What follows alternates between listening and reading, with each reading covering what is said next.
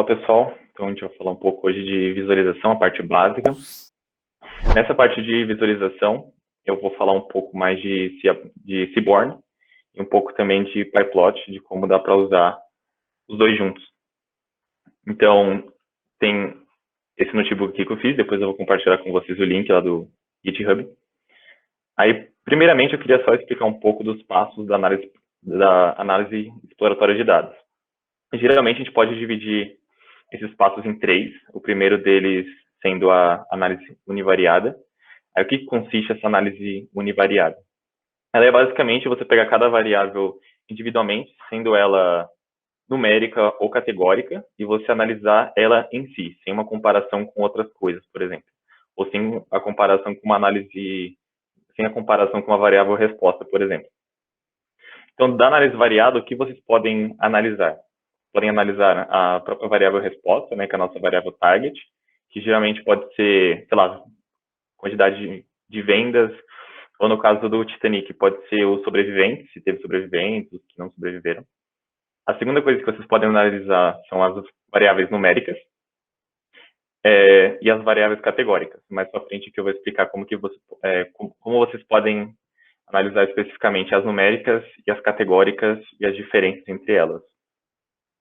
A segunda etapa que eu coloquei é a análise bivariada.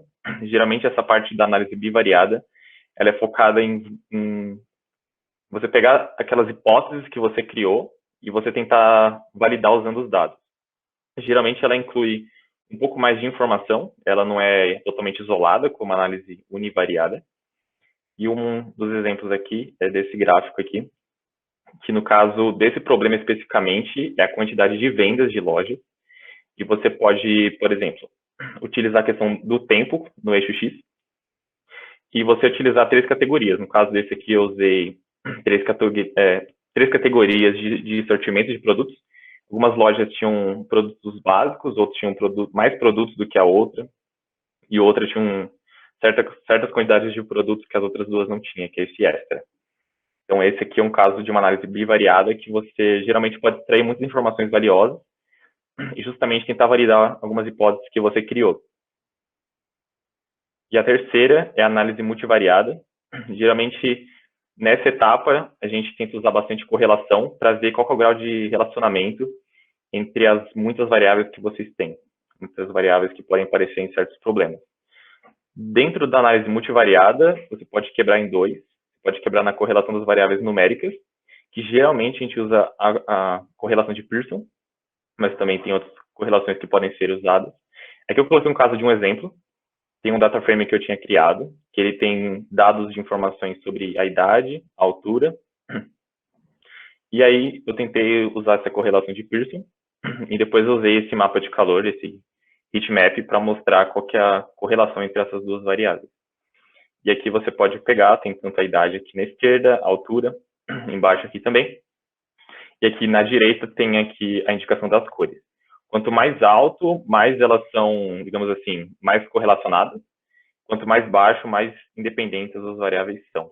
Nesse caso aqui só tem duas, mas geralmente tem problemas que tem muito mais. Vocês podem simplesmente colocá-las todas aqui, e essa correlação de Pearson já vai indicar qual que é o nível assim, de relacionamento entre essas variáveis. Da parte da correlação das variáveis categóricas, tem vários modos de vocês realizarem, mas um que eu peguei de exemplo é usando esse Kramer V. Ele tem essa função aqui que você pode utilizar. Se quiser, pode pegar lá no notebook e utilizar. Uma das coisas que essa função faz é justamente você passa para ela duas categorias, né, duas variáveis categóricas, e ele vai tentar transformar esse relacionamento das duas variáveis categóricas em um número. Você tem que geralmente pegar uma categoria fixa, você fixa ela aqui, aí você faz ela variando para todas as outras categorias. Nesse caso aqui eu utilizei categoria, o outro é categoria 2, o outro é categoria 4. E aí você vai fazendo isso aqui para todos, né? Você fixa a categoria 2 e faz para todos os outros. É claro que isso aqui poderia meio que aumentar, se tivesse uma outra categoria, sei lá, categoria 6. Aí aqui teria que colocar a categoria 6 aqui também na direita. Ficaria meio com quadrado, geralmente. Aí vocês podem criar um novo data frame, juntando todos esses valores que a função Kramer V calculou. E aí vocês conseguem utilizar a própria correlação de Pearson para exibir a correlação entre as variáveis.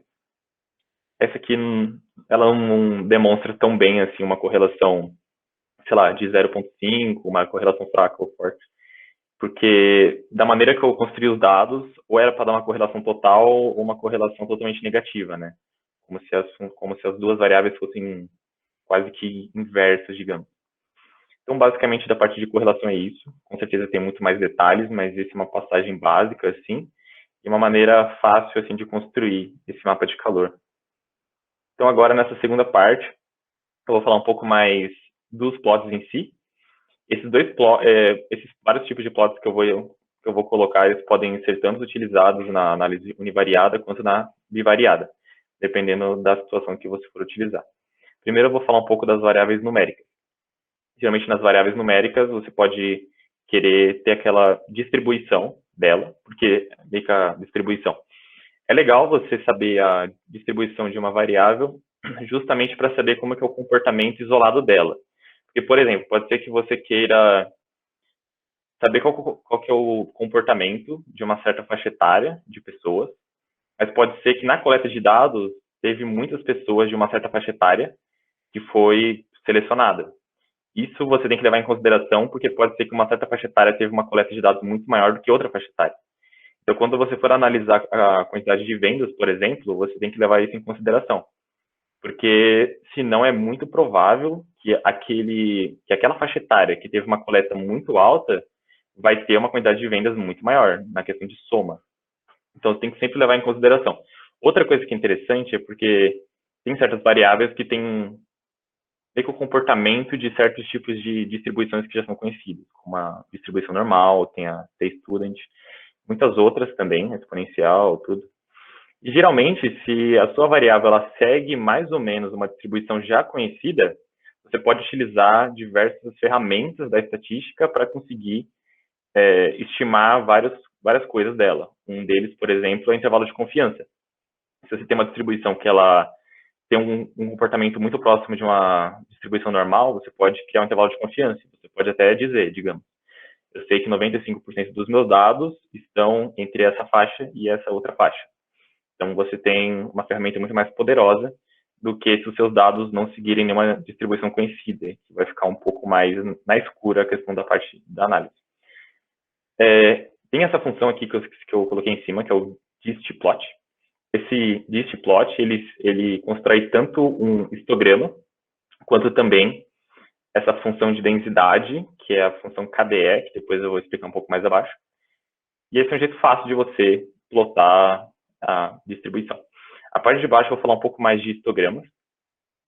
Uma das coisas que eu citei aqui bem rápido é como criar um histograma usando pandas. O Pandas, se você tem o seu data frame lá, você pode colocar .list, que é uma função do Pandas mesmo. E essa função ele já vai construir ali, com as variáveis numéricas, vários histogramas. Ele constrói de maneira bem rápida, então é legal se você quiser ter uma visualização rápida. Mas eu não recomendo porque não é tão personalizável quanto usar outras bibliotecas como a do Seaborn. Nessa parte do Seaborn, são as bibliotecas muito mais, digamos assim, muito mais focadas realmente na parte de visualização. Nesse caso de um exemplo aqui, eu vou citar um exemplo de um histograma simples, que é esse aqui, que ele vai ter a parte da idade na parte de baixo e a quantidade aqui na parte da esquerda, a quantidade de vendas, por exemplo. Então, não, quantidade de vendas não, desculpa, só a quantidade de dados que foram coletados do fator idade. Aqui tem algumas coisas que eu estou usando lá do Matplotlib. Esse aqui é o PLT, esse PLT, ele é isso aqui, isso, matplotlib.pyplot. E eu só fiz um alias aqui para PLT. Aí esse PLT aqui que vocês conseguem fazer? Vocês conseguem fazer algumas mudanças. Uma delas é o tamanho da figura. Nesse caso aqui eu coloquei 8x5, mas vocês podem aumentar, e isso aqui vai aumentar tanto a largura quanto a altura também. A parte de título, vocês podem também adicionar usando o Matplotlib. Essa parte de X eu acho muito legal, porque você consegue aumentar esses números aqui embaixo, por exemplo, 4, 6, 8, 10, até o 38. Vocês podem simplesmente aumentar, nesse caso aqui eu coloquei que ele vai andando de 2 em 2, mas ele poderia andar de 1 em 1, 5 em 5. E no caso do YX, é a mesma coisa, mas no eixo Y. Aqui vocês podem também mudar a parte do X-Label, que é esse nome que aparece aqui, idade. E também do Y-Label, que é a parte do quantidade. E aí, depois que vocês fizeram várias modificações usando o Matplotlib, vocês podem plotar o SNS, é o do Seaborn, que eu importei, e vocês podem usar o próprio método deles, que é o istplot. E esse método, quando ele for plotar o histograma, ele já vai pegar todas as modificações que vocês fizeram usando o Matplotlib. Tem muitos mais que vocês podem utilizar também. E ele vai aplicar tudo isso aqui embaixo. Aqui, ele é só istplot, mas vocês podem perceber que tem uma curva aqui, que é a curva do KDE, que é justamente o que vocês podem utilizar usando o KDE igual a true. Quando vocês passam esse parâmetro, vocês vão ter tanto o histograma quanto também essa função de densidade aqui, que ela tenta suavizar essas pequenas alterações aqui no histograma e tenta criar uma função de distribuição muito mais, digamos assim, muito mais suave. Aqui tem a quantidade também de barras, vocês podem colocar quantos mais quantidade que vocês quiserem, e vocês só precisam passar os dados aqui, no caso da idade. Beleza? Tá, aqui eu vou colocar na verdade, outros casos de histogramas que vocês podem utilizar. Tem um caso de histograma com sobreposição. Geralmente, quando você tem uma categoria, por exemplo, uma delas poderia ser o gênero. Sei lá, o gênero masculino e o gênero feminino. E aí vocês teriam essa sobreposição de duas distribuições, né? Poderia ser qualquer outra categoria. E aqui vocês percebem que fica um pouco difícil a parte da visualização, porque tem alguns dados que estão sobrepostos. Então, fica um pouco difícil de ver.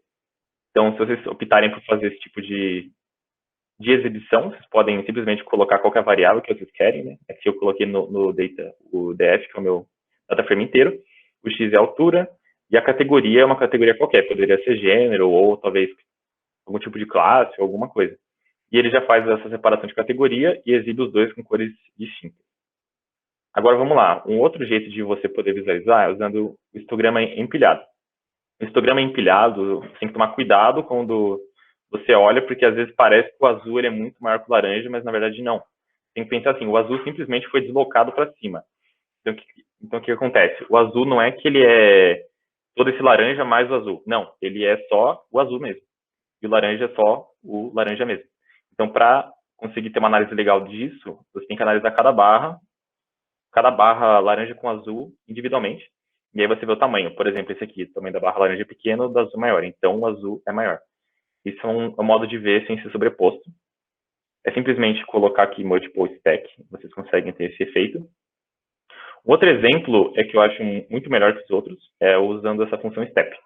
O legal da função step é que ele vai fazer isso aqui. Tem uma sobreposição, mas ele não é uma sobreposição tão feinha assim como a outra. Essa aqui, por exemplo, ele vai inibir todas essas bordinhas.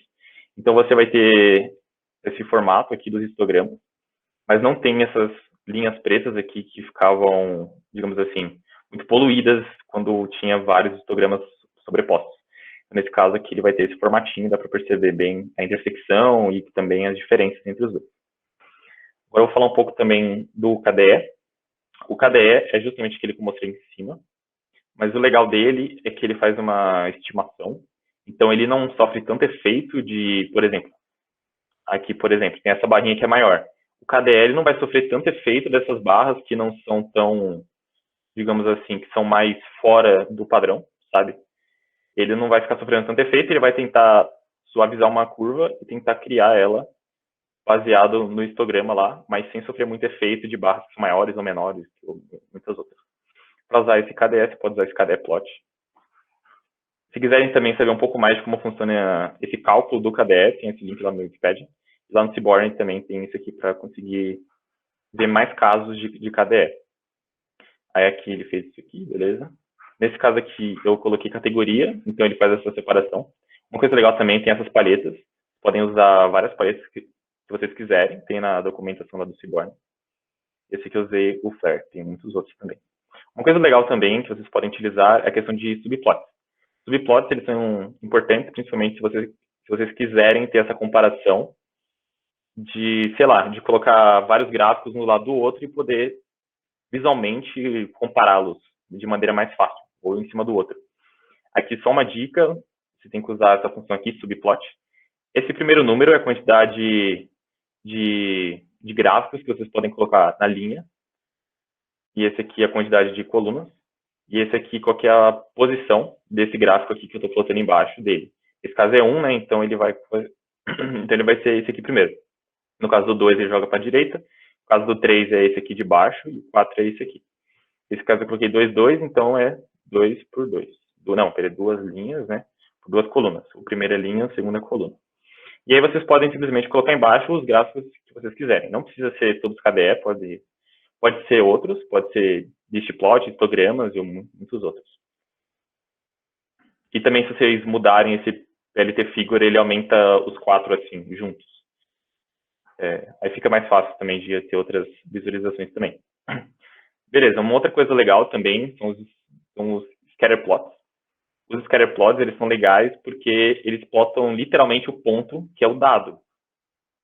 Então, ele não é que nem a parte dos histogramas que eles constroem várias barras e vão agrupando naquelas barras os dados. Ele retrata literalmente aquela distribuição conjunta. Nesse caso aqui, eu peguei o fator da idade e o valor da compra de cada pessoa. Nesse caso, cada ponto representa realmente uma linha do seu data frame. Uma coisa legal do scatterplot. Lembrando sempre que esses aqui são dados numéricos. Depois eu vou mostrar como dá para fazer com os dados categóricos. Beleza, esse aqui eu estou citando só um caso de botar uma categoria a mais, por exemplo, é o mesmo dado, é o valor de compra por idade, a única diferença é que eu estou fazendo uma distinção por categoria, poderia ser, sei lá, poderia ser qualquer categoria, talvez gênero, ou talvez alguma classe social, ou alguma outra coisa. E ele plota com cores diferentes para você ter uma noção também do comportamento dele. O próximo aqui na lista é o line plot. O line plot é muito legal, principalmente quando é questão de tempo que vocês querem exibir, porque ele cita todo esse comportamento.